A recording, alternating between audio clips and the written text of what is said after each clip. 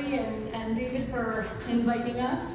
As Gary said, I am Jolyn Carlson. I'm the policy manager at DODD in the Medicaid Development and Administration Department. And I have most recently come from Medina County, where I spent 3 years as the SSA director. And the previous 17 years before that, I was in SSA department in Summit County. So I like to think I come with a lot of knowledge, but it is very, and it's been very interesting looking at things from this lens at DODD. We have a handful of slides, which we're going to get through hopefully fairly quickly so that we can leave plenty of time for questions.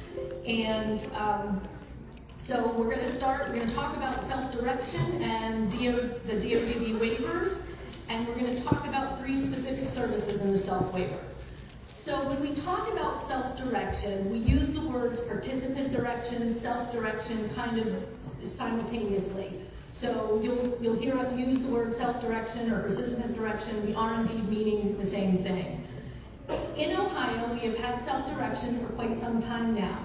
We have recently added some self-directed services last July to all 3 of the waivers, but there's still a culture shift in self-direction. We're still working to have and help folks understand what self-direction is. That's individuals and parents and families, as well as county boards and providers. We talk a lot sometimes about self-direction, maybe helping the workforce crisis. We certainly know that this is not a panacea. The self-direction is not going to solve the workforce crisis problem. But because self-direction is really based on that relationship that you may have built with somebody in your community, we sort of hope that it might be an avenue for a person to find a provider if they cannot find one by, the general traditional means. Choosing self-direction really means that you are choosing as an individual to take more responsibility for your services. You start this by either choosing budget authority, employer authority, or both. The slides I'm sure Gary will make available to everybody, as well as some handouts. So don't worry too much. I know sometimes there's a lot of words on slides, and some of the words can be very small. But budget authority means that the person using the waiver is deciding how much of their waiver budget should be spent on particular services. Employer authority is when the person using the waiver is acting as the employer or co-employer for the staff person that they are hiring to provide services. And when a person is choosing self-direction, not only do they have more control, they absolutely also have more responsibility. Anytime you're using self-directed services, whether that's participant-directed HPC, whether that's participant-directed goods and services, you will be engaging in and also working with the financial management services entity. And here in Ohio, that is GT Independence. The financial management services entity, or FMS as they're often called, pays invoices. They're the ones that will pay your employee that you have hired, and they'll take out the taxes. They are sort of acting as your co-employer to take care of all of sort of the business aspects. You as the individual are still directing your staff, deciding how that staff may get trained, but it is the FMS that is taking care of payment. They're also the person who are going to pay vendors if there are items that you need to order via PDGS. And as I mentioned, new July 1st of 2022, GT Independence holds the contract for DODD for managing their self-directed waiver programs. They are also known, they're known by doing business as Guardian Track. So you may also hear that word, but when you hear the term Guardian Track, know that we're talking about GT Independence. I listed Sarah Davies there. Many of you probably already know her and may have already spoken to her. She's the Director of Relationships for GT Independence and is more than happy at any time to take a phone call, an email. If anybody has any questions about how things are going, about self-direction in general. We're fortunate, GT Independence has a lot of history in self-direction. They do a lot of self-direction in several other states, and they really understand how to help an individual direct their services. There are a lot of terms and key roles We often say it takes a village. It takes a village when you're doing self-direction. You've got the county board involved. You've got GT independents involved. You have the SSA, you have the individual, you have their family. There's the individual service plan, because no matter what, everything that happens, as we all know, starts with that ISP and an assessed need for an individual. You've got the employee and of course DODD. We all work together to help individual self-direct services in Ohio. It is also important to note that self-direction is an option. You don't have to do self-direction. Though if you have a self-waiver, you must self-direct at least one service. But with self-direction, there are responsibilities. So if that's something that's going to be too burdensome for you or something you're not interested in, you don't have to choose self-direction. But some of the positives or things that you may want to be involved in are being able to negotiate a rate for a participant-directed HBC provider. You have to be able to sign off on paperwork, maybe collect receipts. If you are an adult, you certainly don't have to have anybody help you self-direct. You're able to do that on your own. But if maybe you feel like you might need a little assistance doing that, you're welcome to have your family friend or a neighbor or maybe your guardian help you self-direct. If you have a self-waiver, you could have a support broker help you self-direct. If you are a minor child, your parent or guardian may choose to self-direct. The FMS can certainly assist you, and as well you could have a support broker help you if you're on a self-waiver. The only person that cannot help you self-direct, and this is important, is the person you want to pay. So you can't very well have the person you're going to hire help you self-direct. As I like to say, if I were in charge of myself, I would write myself a glowing recommendation. So that's one of the things that's important to remember. I'm going to talk just very briefly about the DODD waivers. Home and community-based services waivers, and I'm sure most everybody knows this, are a part of Ohio's Medicaid program and are funded through federal, state, and local levy dollars. So anytime we're talking about service, self-directed or otherwise, understand that these are still Medicaid dollars, and with that there are rules and regulations, as we all know. DODD administers the three waivers: the individual options, the level 1, and the self-empowered life funding waiver, or the self-waiver as we call it. So these next 3 slides, I'm going to absolutely apologize, because I'm sure you probably can't see all of that, and I certainly can't see it up here on my paper. But this is a waiver comparison chart that is on the DODD website. I like to show everybody this because it shows you the list of services that are in all 3 of the waivers, and kind of gives you a side-by-side comparison. I like to show this not because it's a menu for you to kind of look and say, oh, I think I want that, but it just sort of shows you the different options that are in each and all 3 of the waivers. Not every waiver service is in each waiver, but there are self-directed services in all 3 of the waivers. And then the next slide is a list of all of the self-directed services and which waivers they are in. So as an example, participant-directed goods and services is in the level 1 and the self-waiver. It is not in the IO waiver. And then the next slide breaks down the services and whether or not they are budget authority or employer authority, and or both, and where they fall in each of those 5 services.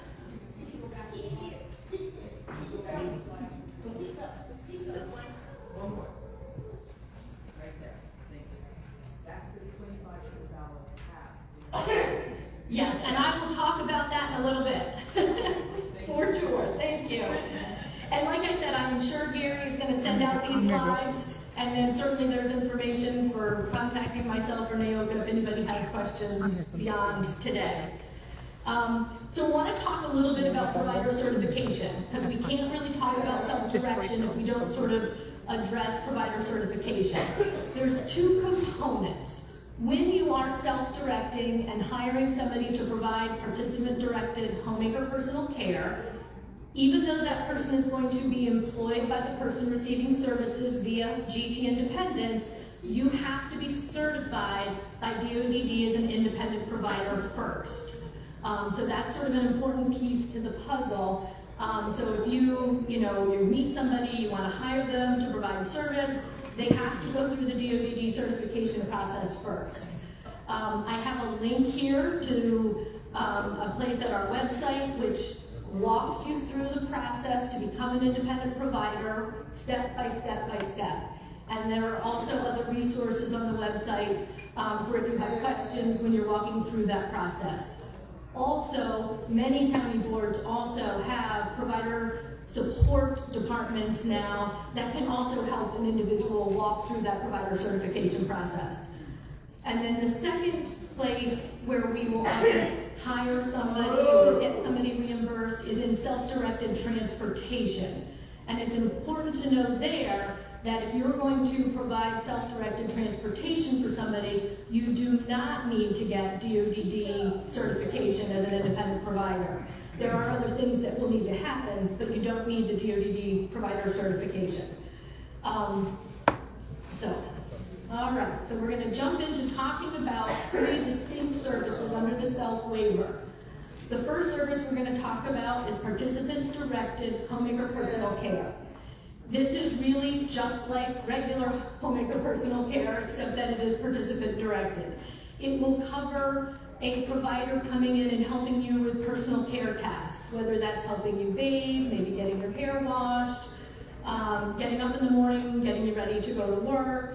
Perhaps we need assistance with getting to medical appointments or things like that, grocery shopping, meal prep. Those are all of the kinds of things that a participant-directed homemaker personal care provider can do.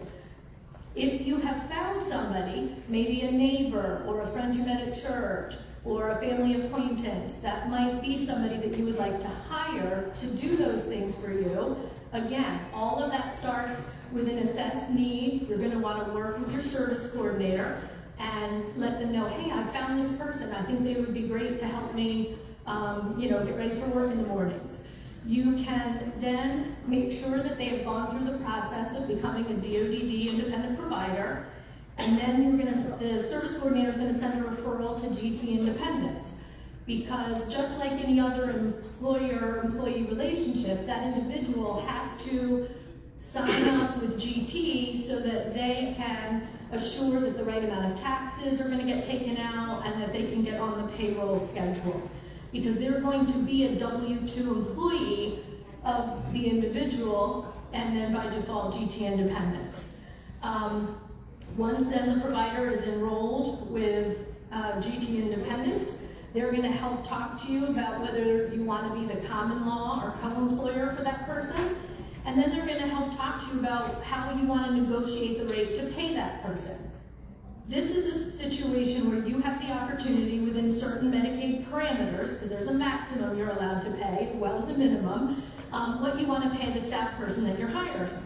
Maybe you're somebody who needs a lot of personal care to get up in the morning and get ready to go to work or day program or whatever you've got going on during the day, and you want to pay that person a little bit more money because there's a lot more work involved. You can do that. Perhaps you need somebody to come help you grocery shop, make a list, maybe do some meal prep. Maybe that isn't as intensive and you want to pay that person a little bit less money. You can do that. You don't have to pay every provider that you hire the exact same rate. You guys just have to agree on a rate of pay, and GT Independence or the person assisting you, your service coordinator, everybody can help you with that process. So the next service we're going to talk about a little bit is self-directed transportation. This is a new service that was added to all 3 of the waivers July 1st of 2022. It was intended to really enhance a person's independence, help alleviate some problems people had with getting other transportation. It was designed to take you anywhere you need to go.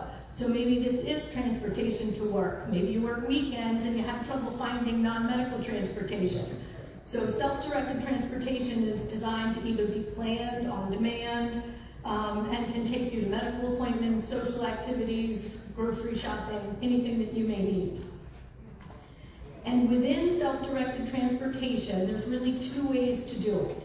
The first way is commercial. So this is a bus, a taxi, Uber, Lyft, any of the things that anybody in the general public would use to get to and from appointments.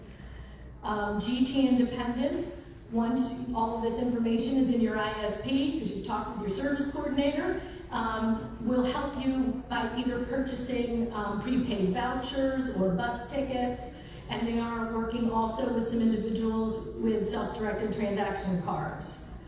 So the cost of that transportation is exactly what the general public would pay. The second way to use self-directed transportation is what I kind of call the family friend coworker model. And that's where you have found somebody in the community to provide you transportation.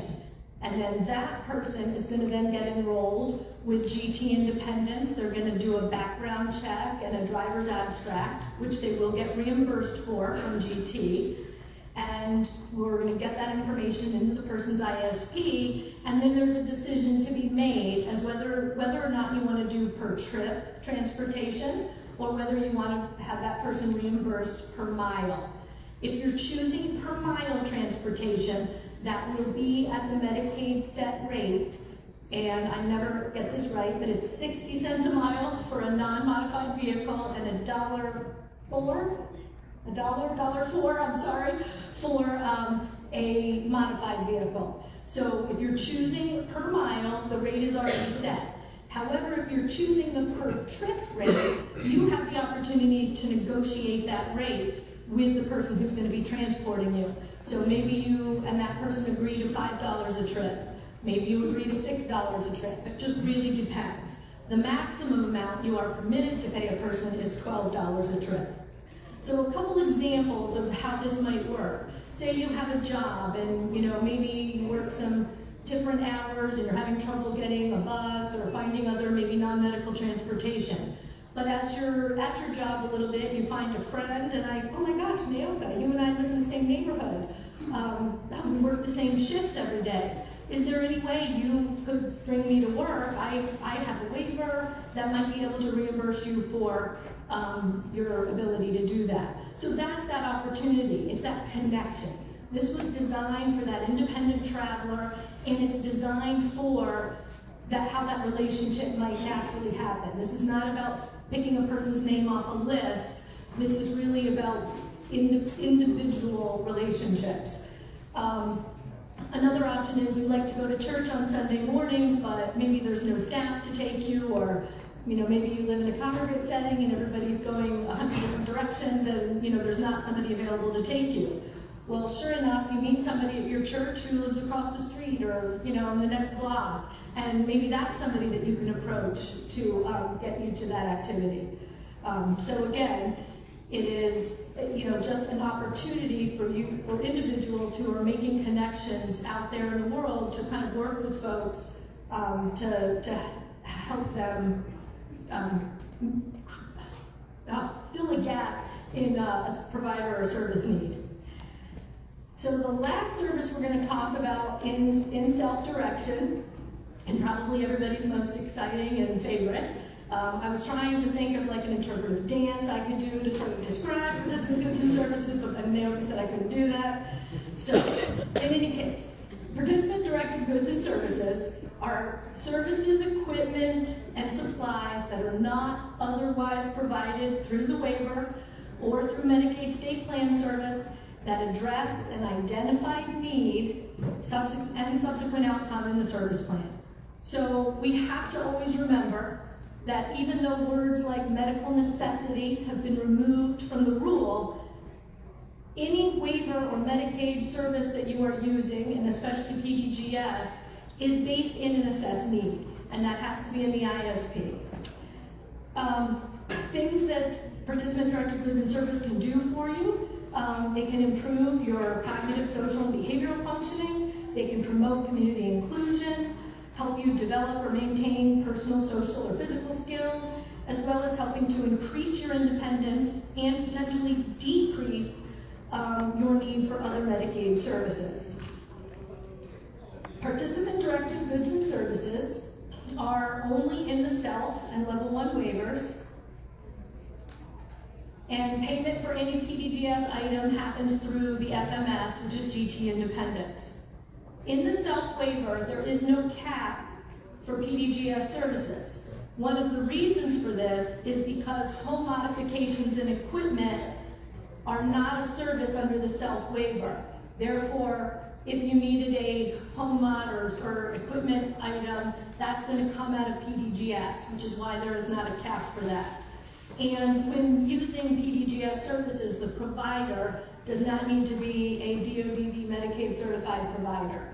As an example, if you're purchasing some sensory items from Target, nobody's expecting Target to be a DoDD or Medicaid certified provider. In the level 1 waiver, PDGS was just added in July 1st of 2022, and there is a $2,500 cap on PDGS. And that is because home mods and equipment are a separate service item under the level 1 waiver. So when there is a separate service item in a waiver, you can't use PDGS. So it's something that you would use PDGS for in the self-waiver, you may not use in the level 1 waiver because there's a service called home modification and environmental accessibility of equipment. And again, provider doesn't need to be certified in, no, that's okay, or DoDD certified or Medicaid certified. So the next slide is a sort of a one-page handout, or two-page really, and these are also on our website, and as I said, Gary, I'm sure will send out the slides, but these are just some one-page, kind of quick, down and dirty information about participant-directed goods and services. And again, as you'll see throughout, it's really talking about, you know, what is it that you need? It's having those person-centered conversations. This sheet, we like to refer to sort of as the funnel. And I think it's really important that if you sort of start at the top of the funnel and you work your way down, you may end up at a place where, you know what, PDGS is what we need and it does meet all of the requirements. So again, it's sort of important to start at the top. I think often we all start at the bottom and then try to fit what it is we've done into the rule. So if you kind of follow the funnel all the way down, you should be in pretty good shape. And it wouldn't be a conversation about participant-directed goods and services if we did not highlight a few of the prohibited items. I think this is certainly important to mention, and I'm going to just, brush over a couple of them. Obviously, anything illegal, food, tobacco, alcohol. PDGS cannot pay for your internet service. Any kind of a home mod, if you're in the self-waiver, that would add square footage to your home, or anything of general utility. Things that are used solely for entertainment purposes or recreational purposes. Doesn't mean they're not wonderful activities, it just means that they're not a PDGS item. Anything experimental, and then the one that does often cause consternation for folks, and that's the specialized service. And that is anything that is designed specifically for people with developmental disabilities. If you really think about the waiver, which is the home and community-based services waiver, it is really designed to be inclusive. And therefore, things that are specific to folks with disabilities do not fall into the PDGS category. Again, doesn't mean they're not great activities or wonderful things for somebody to do, it just simply means that they're not PDGS items. An example I like to use is, for instance, the YMCA is absolutely inclusive, open to the general public. Anybody can go there. However, if you go to the YMCA and attend a class that is specifically for people with disabilities, then that is a prohibited specialized service. Just because an organization or a place is open to the community doesn't mean the individual activity is, and I think sometimes that's important to note. The next slide is really a little bit about the GT process. I just kind of wanted to throw this in because again, it kind of goes back to it takes a village. As you sit down as an individual with your team and talk about the things that are happening in your life and areas where you need support and assistance, if that turns out that perhaps self-direction is an area you want to go to provide that service, The SSA is going to do a referral and an authorization to GT Independence. GT Independence, first of all, has to know you as an individual, because just because you're somebody enrolled on a level 1 waiver doesn't mean GT Independence knows you. So they need to, you have to enroll with GT Independence. They need to know, are you going to be self-directing alone? Are you going to have somebody help you self-direct? So all of that information kind of gets you set up in the GT system. And then the DSP or person that you're going to hire has to get set up with GT Independence, whether that's as a participant-directed HPC provider or as a self-directed transportation provider. All of that has to happen. And that, of course, as we all know, involves documents and some paperwork, just like any employer. When we get a job, there's paperwork that has to be filled out, so the right taxes and all of that can be taken out. The same is true for GT Independence. Because again, if you are a participant-directed HPC provider working through GT Independence, you're a W-2 employee. So all of those taxes and workers' comp and all that kind of stuff has to be taken care of. And then the service can begin. And I will say, when things go well and everybody has all the documentation they need, the enrollment process can take 2 weeks. If you walk in the door and you're already an independent provider, Sarah Davies has talked about when everything goes right, it can be a pretty quick process. But when paperwork isn't there, or maybe somebody has to start the process to becoming an independent provider, it can take a little bit longer. And the key to all of this is communication.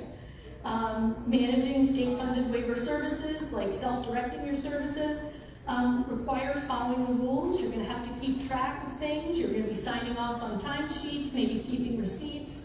And anytime there's an issue, a problem, or concern, you want to share that with your service coordinator, your team, so that any issue can be sort of headed off at the pass and anything can be added or subtracted from your ISP. I sort of follow the whole presentation up with, again, it kind of all comes back to what is your assessed needs and how is that written up in your ISP so that you can move forward and get the service that you want, whether that's self-directed or not. So, questions?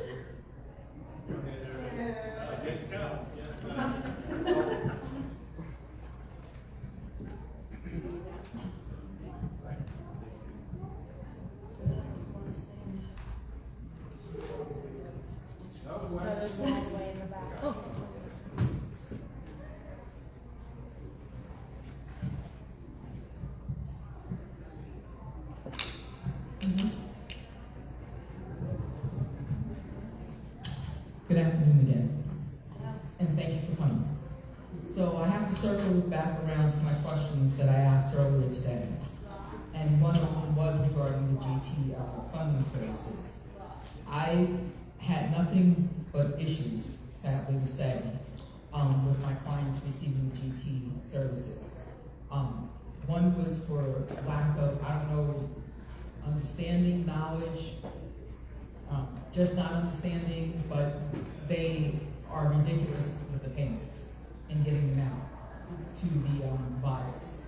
Number two is that me as an independent provider, when I am taking my clients to these services that are approved by GT funding and that they are supposed to have a contract, I'll get there and all of a sudden they're getting notifications, again, they're not being paid because something's not in the records or whatever. And people who should be getting GT services, a lot of the service coordinators are not certain of how to add it to their plan, and so they lack the capability to add them to the plan, and they don't understand what the parameters are, and who to get into contact with, and how the whole program works. So a lot of people are not getting these services for lack of, understanding, communication, I don't know what it is, I'm looking for it. But they should be getting the services. And as you said, even like for the YMCA, what do you need from the YMCA to be able to put them on board, to be able to pay for all of these people that want to go to the gym, and that want to do other things, and they're waiting forever. And the other thing is with the transportation piece of it, no one has ever been able to explain exactly how that works. Do they get a voucher? Do they contract with Uber? How does that piece of it work?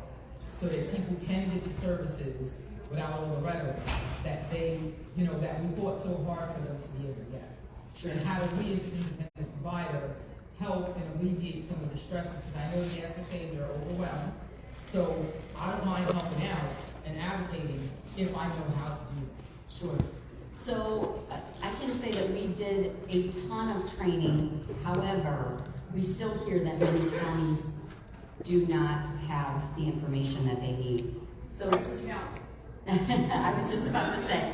So I gave you my email, so I'm happy. Okay, you wrote me already. Okay, I'm here. So yes, we are happy to reach out to that county or any county. But as far as your payment issues with GT, I talk loud, so let me back up. We also need to get those details because we are, as the director mentioned earlier, we are working with GT. We recognize there are some concerns, but without the details, we can't work specifically on, a specific situation. We're just talking in generality. So we will communicate directly, and I will get that from you, and we will. I'll forward you the email. How about that? Yeah, you forward me whatever information, and I'm happy to work on your specific situation in addition to the general concerns, okay? Yes. Hi. Hi. Thank you. Appreciate it. So my questions kind of go to that as well. I've had issues with GT, and I'm just wondering from a provider perspective if there's anyone available to kind of help us with that, because contacting GT has been a nightmare. For example, I have a client who lives at home with a parent who is also a discipline-directed provider who gets paid. They exercise the tax-free benefit because of that. Exactly. Somehow they have it put where I am also not getting taxed. So my W-2 came without any federal tax withheld, and just trying to get that sorted out, you would think it would be easy because I do not live there. I am not the parent. I do not have that right. Got it. But it's been, it's been a nightmare just to get a new W-2, all of these things. And they issued my W-2, they didn't even put a state taxpayer ID. They typed in the words applied for. So when I go to e-file, I don't have a state of Ohio tax ID, I have the words applied for, which you can't even enter. So now I have to go and get my taxes done by a person, which I've never had to do. I always do them myself.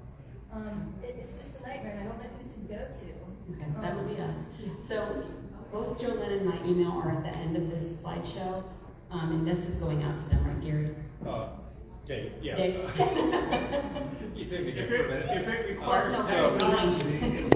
So, yes, the PowerPoints and all that will get uploaded to the website, the Arc of Ohio, under resources. It probably will take a day until we get that up there. I have some answers for your question around the apply for and all that, but I don't know that the whole group wants to hear that. Just loop us into that, Dave, so we. Yes, I will. I'll And be happy also, to. with other questions, I mean, if you can't remember, or, spelling my name sometimes is complicated, is waiver policy TA@dodd.ohio.gov. The TA unit that I supervise, we sort of man that mailbox, and any questions that come in related to waiver policy, certainly something like this, feel free to send it there.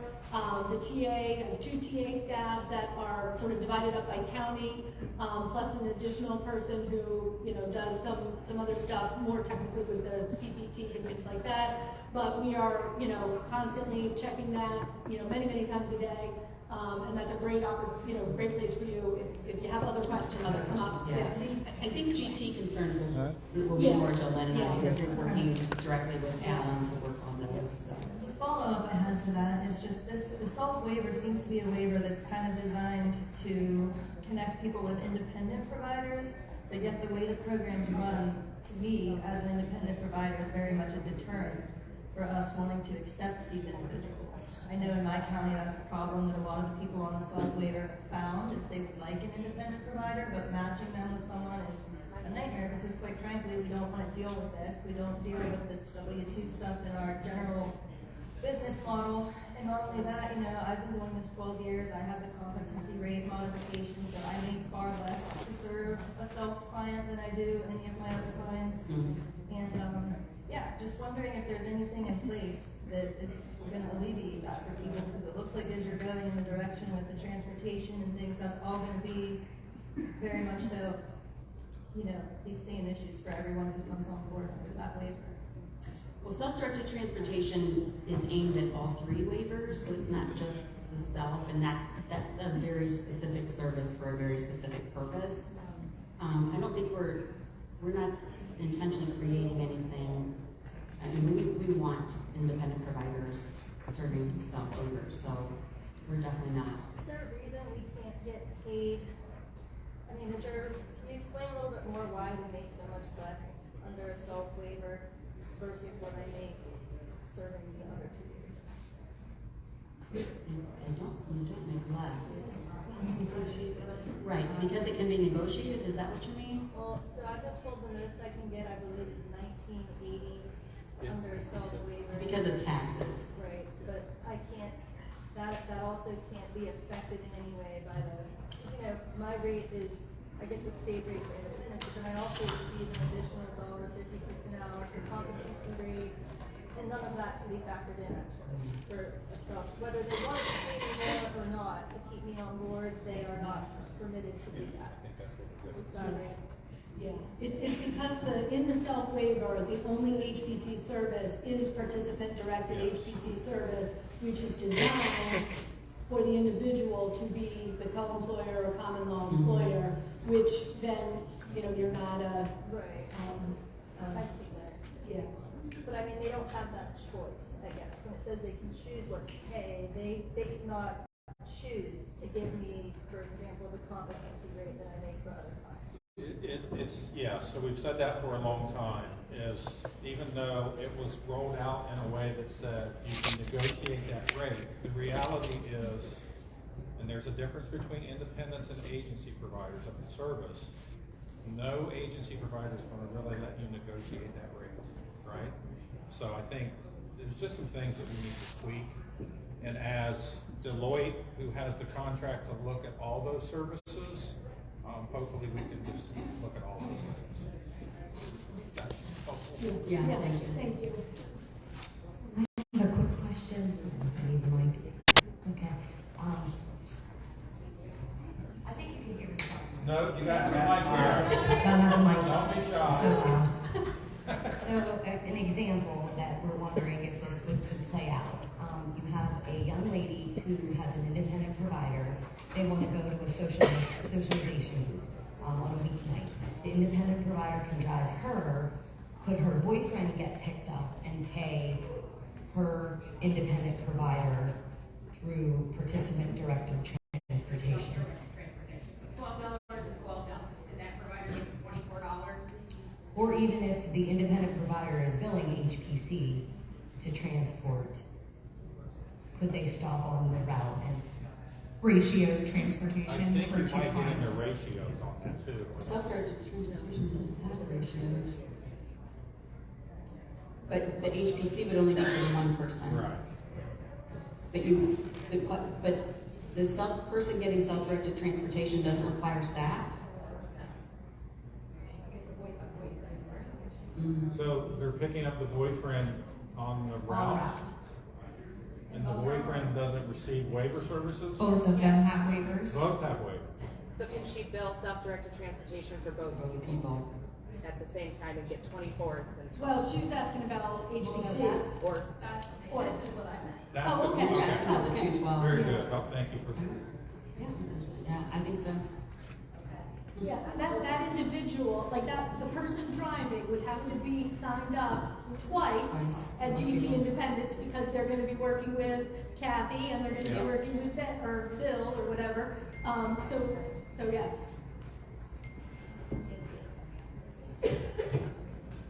My turn? Becky? Yeah. Hi. Okay, so I don't do self-directed stuff, but this is a question for Nyoka. So instead of emailing you all the time for Medicaid questions, should I be emailing this person here? Or do I just keep emailing you? You can, yeah, if I need her, I loop her in.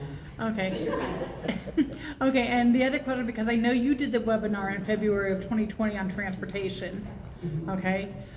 That rule is going to be open again in 2024. Am I correct? That's what I read somewhere. Oh, it could be. I don't know Okay, off the top a of my lot of head. the rules for transportation are archaic because the way cars and all are made, and there's no more strapping, there's easy lock systems and all. When that rule gets open and we want to discuss it and come in and say our say, how do we do that? I know they get open, they're public, but we see that, but we don't know how to do that. Does that make sense? When they go out for public comment, you mean? Yeah, when you open up a rule, what does that mean and how do we debate Usually that? there's a link when that rule goes out. You can sign up if you go to the website, you go to the rules area, you can sign up for the communications. So Becky Phillips is generally the person who takes care of all the rules. She will send that information out, and there's usually a link for you then to submit public comment.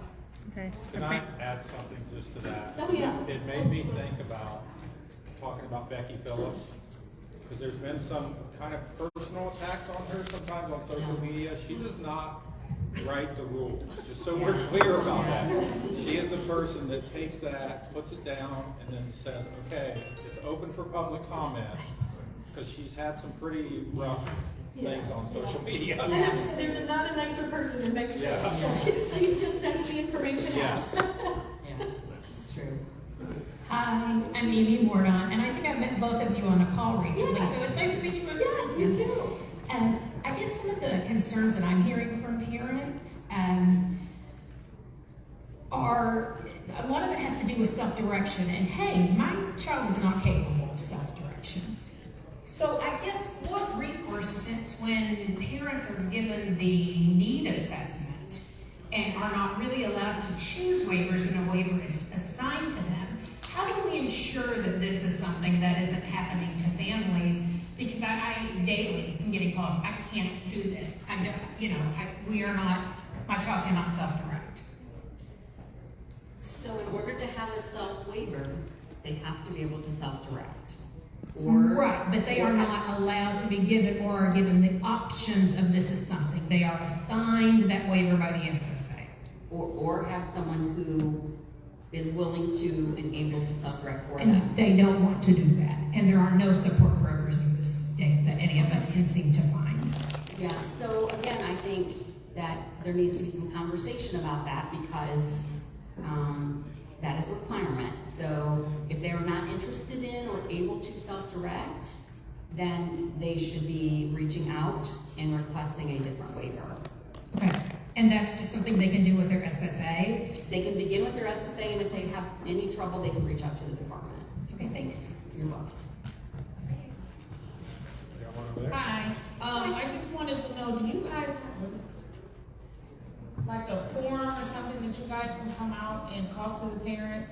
Something similar to what we're doing today, but for the parents that are or guardians that have loved ones that want to use this and they don't understand it. I have an individual who was using it. He was using the lift system, and I guess, I don't know, word got around or whatever, he may be a difficult person to understand, but they stopped accepting rides to pick him up from his home. So is there a way that you guys can come out and have conversations with the parents and the guardians and explain to them what you just explained to us? I think if there are, I know as the state, we have family advisory meetings that we can invite families to, but if you have regional meetings or something that you would like to invite us to, we're also happy to do that.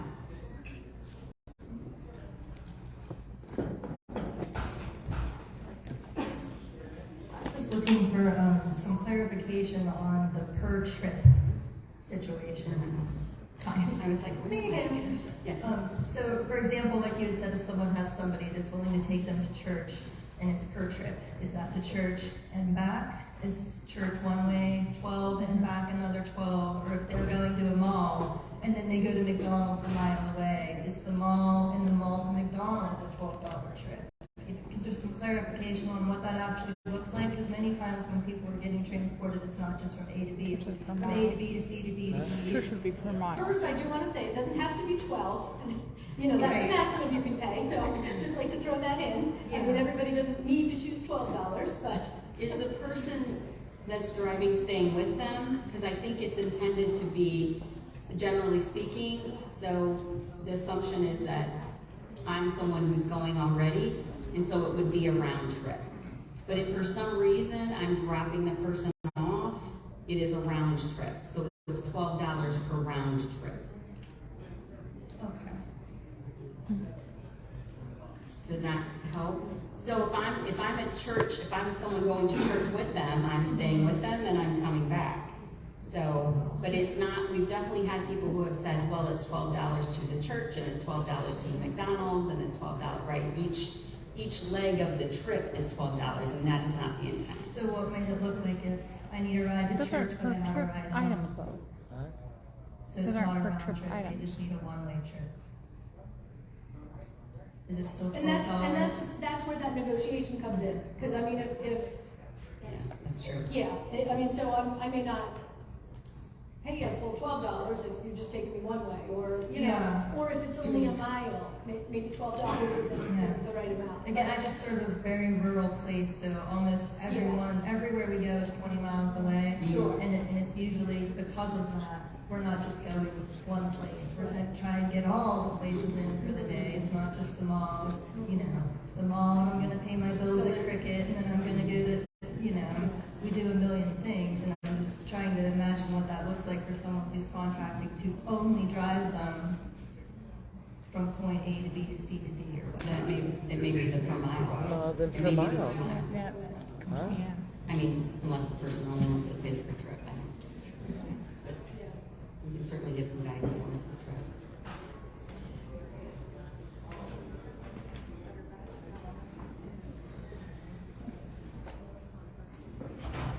Anybody else have questions? I think that's it, Gary. Thank you. Thank you very much. Thank you.